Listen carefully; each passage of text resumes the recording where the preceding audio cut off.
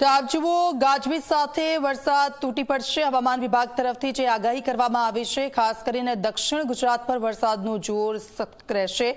Monsoon ટ્રફનો double attack થવાનો છે। ગુજરાતમાં પ્રી મોન્સૂન ટ્રફનો ડબલ એટેક, હવામાન વિભાગની આ આગાહી।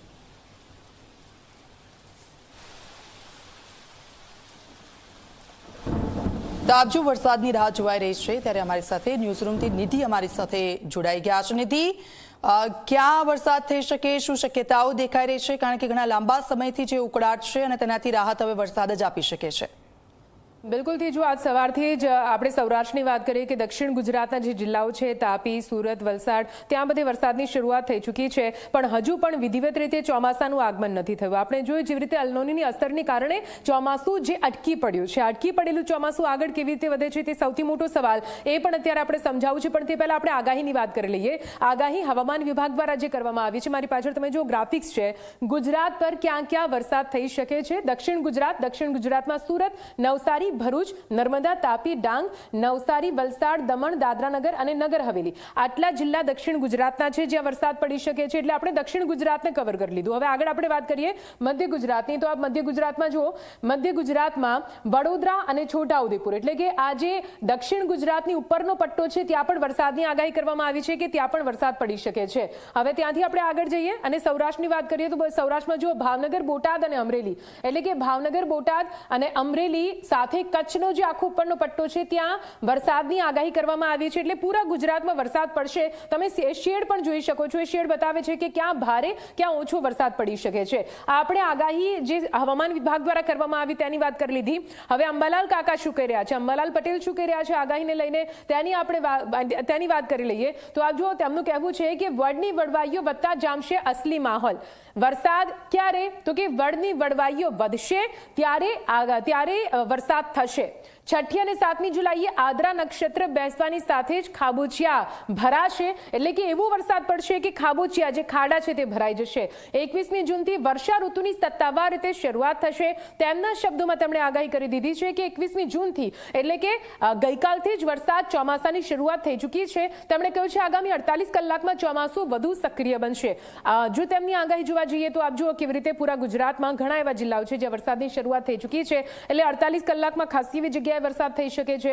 25 જૂન સુધીમાં દક્ષિણ ગુજરાતમાં વરસાદની એન્ટ્રી થઈ જશે। જો કે વરસાદ તો અત્યારે પણ દક્ષિણ ગુજરાતમાં વરસવાની શરૂઆત થઈ ચૂકી છે, પણ 25મી જૂનથી વિધિવત રીતે અંબાલાલ પ્રમાણે વરસાદની શરૂઆત થઈ શકે છે। અમદાવાદ અને ગાંધીનગરમાં 29મી જૂનથી 5મી જુલાઈ વચ્ચે વરસાદ થશે, એટલે અમદાવાદ, ગાંધીનગરમાં પણ જૂન પત્તા પહેલા જ વરસાદની શરૂઆત થઈ જશે। ઉત્તર ગુજરાતમાં વાવણી લાયક વરસાદની આગાહી કરવામાં આવી છે। ખેડૂતો માટે અંબાલાલ પટેલની આગાહી ખૂબ જ મહત્વપૂર્ણ થઈ જતી હોય છે અને એટલા માટે જ તેમણે કહી દીધું છે કે વાવણી લાયક વરસાદ ઉત્તર ગુજરાતમાં થશે। ઉત્તર ગુજરાતના ખેડૂતોને ચિંતા કરવાની જરૂર નથી। જુલાઈમાં ભારત પર એમજીઓ સક્રિય થવાની શક્યતા છે। આ શબ્દ તમે જુઓ, આ શબ્દ ખૂબ જ મહત્વનો છે। જુલાઈમાં એમજીઓ સક્રિય થવાની પૂરી શક્યતા છે। એમજીઓ એટલા માટે હાઇલાઇટ કર્યું છે કેમ કે એ જ વાત મારે તમને સમજાવી છે કે આ એમજેઓ શું છે। એમજેઓ વિશે હવે હું તમને સમજાવી દઉં। એમજેઓ આખરે શું છે? એક એવી સિસ્ટમ છે જે અટકેલા ચોમાસાને સારો બનાવવા માટે મદદરૂપ થાય છે। જુઓ, એમજેઓ એટલે મેડન જુલિયન ઓસિલેશન। આ પૂરી એક એવી સિસ્ટમ છે કે જ્યાં ચોમાસું અટકેલું છે તો ત્યાં જો આ સિસ્ટમ સક્રિય થાય છે તો ત્યાં અટકેલું ચોમાસું આગળ વધે છે, તેની સક્રિયતા વધે છે અને એ પ્રકારની ઇફેક્ટ આપણા ભારત તરફ, આફ્રિકા તરફથી આગળ વધતી હોય તે પ્રકારના અંદેશા સામે આવી ચૂક્યા છે અને એટલા માટે જ આપણે આ સમજી રહ્યા છીએ। તો આપણે અહીંયા પણ સમજીએ। જુઓ, આ તમે અહીંયા જોઈ રહ્યા છો, મારા કેમેરામેનને કહીશ કે અહીંયા ફોકસ કરે જેથી આ જે પૂરી સિસ્ટમ છે એ સમજાવવામાં મદદરૂપ થાય। અહીંયા તમે જુઓ, આ ઇક્વેટર છે। ઇક્વેટર એટલે વિષુવવૃત્ત। આપણો ભારત દેશ તેની વચ્ચેથી જ વિષુવવૃત્ત પસાર થાય છે ને એટલા માટે જ અહીંયા જો આ લો પ્રેશર, અહીંયા નીચે જે લો પ્રેશર જે વરસાદ માટે પ્રબળ દાવેદાર માનવામાં આવતું હોય છે કે લો પ્રેશરના કારણે જ વરસાદ પડતો હોય છે, તો આ સિસ્ટમ એવી રીતે સક્રિય થાય છે કે અહીંયા લો પ્રેશર સર્જાય છે।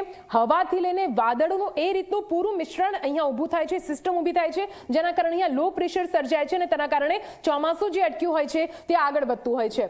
એટલે આપ જુઓ, આ જે એમજેઓ છે જે ખૂબ જ ચોમાસાને સક્રિય કરવા માટે એક પ્રબળ ફેક્ટર માનવામાં આવતું હોય છે, તો એ પરિબળ અહીંયા અફેક્ટ થતું દેખાઈ રહ્યું છે.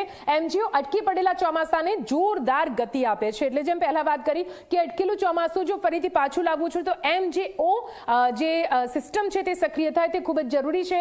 પૃથ્વીના વિષુવવૃત્ત પર પૂર્વ તરફ આગળ વધતા વાદળો, એટલે વાદળો ધીમે ધીમે વિષુવવૃત્ત તરફ આગળ વધી રહ્યા છે અને તે વાદળો વરસાદ માટે અને ચોમાસા માટે તેની સક્રિયતા માટે જવાબદાર ગણી શકાય. અરબી સમુદ્ર બંગાળની ખાડીમાં હવાનું હળવું દબાણ મજબૂત કરશે. જો આ સિસ્ટમ સક્રિય થાય છે તો જેના કારણે કહી શકાય કે બંગાળની ખાડી જ્યાંથી ચોમાસું આગળ આવતું હોય છે ત્યાં આગળ હવાનું હળવું દબાણ લો પ્રેશર ક્રિએટ થાય છે અને તેના કારણે જે ચોમાસું છે તે ધીમે ધીમે આગળ વધે છે.